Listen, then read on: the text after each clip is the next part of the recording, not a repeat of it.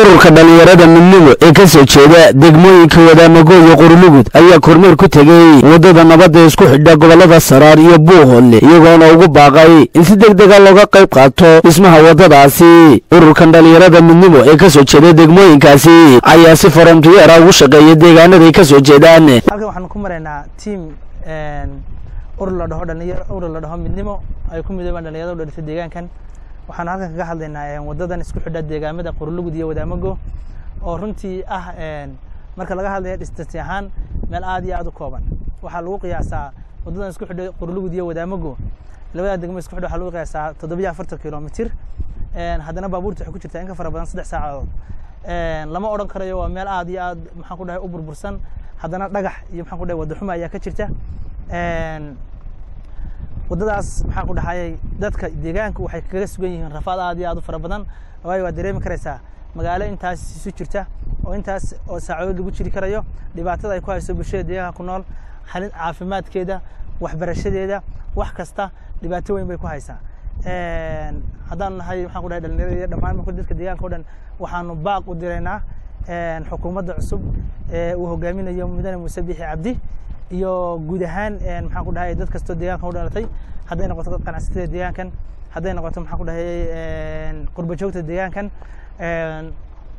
waxaan leenahay cid kasta gacan ka geysan karaysa ha isku hawsho wadadan runtii population-ka inta leeg maxaan ku dhahay tiradu inta leeg tahay oo dhibaatada inta leeg ka haysato sidii maxaan ku dhahay wax looga qaban lahaa insha Allah bismillaahi kariim.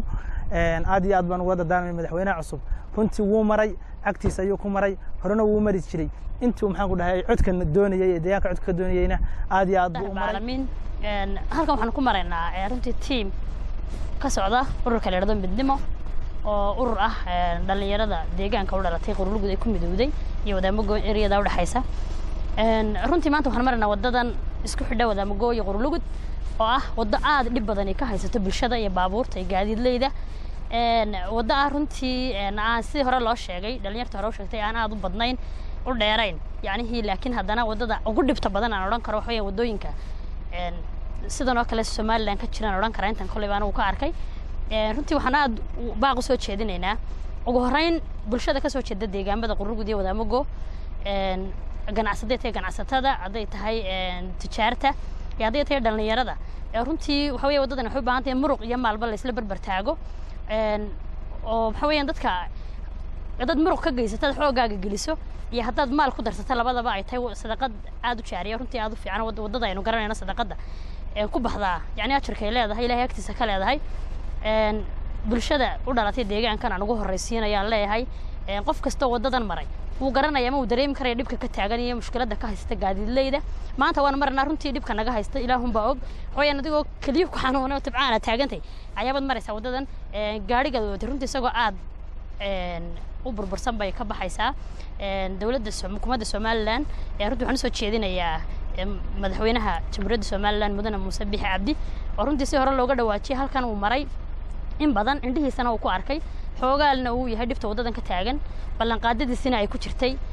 marka waxaan ka codsanaynaa runtii inuu ballanqaadada kuwii ugu horeeya ka dhigo oo wadooyinka miiska saaran tii ugu horeysay uu ka dhigo maadaama wadadan in badan dhib badan ka taagnayd xukuumadihii hore laftarkoodu ay kaga jirtay ballanqaadadii hore haddana ay waxba ka suurta gelin loo oran karo ama waxa weeyaan wadooyinka Soomaaliland laga dhisayo wadada ugu qarashka yar ama ugu gaaban ama ugu distance yar ayay noqon lahayd oo qarash badan uma baahna.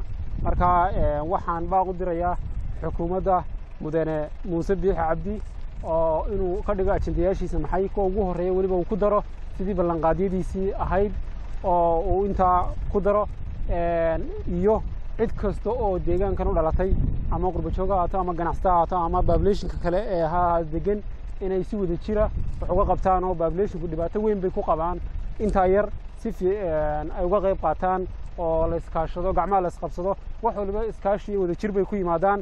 haddana la iskaashan waxba lama qabsan karo. waxaan karaa runaantii waa wadadani halbeeyaha isku xidha gobolada Saraar iyo Buuhoole gaar ahaan degmooyinka Wadaamago iyo Qorlugud ayaa maalmihii u dambeeyay ee loo diyaar garoobayay sidii loo bilaabi lahaa dhismaha wadadaasi. waayo la ciido ducaale telefishinka caalamiga ee bulsho degmada Qorlugud gobolka Buuhoole.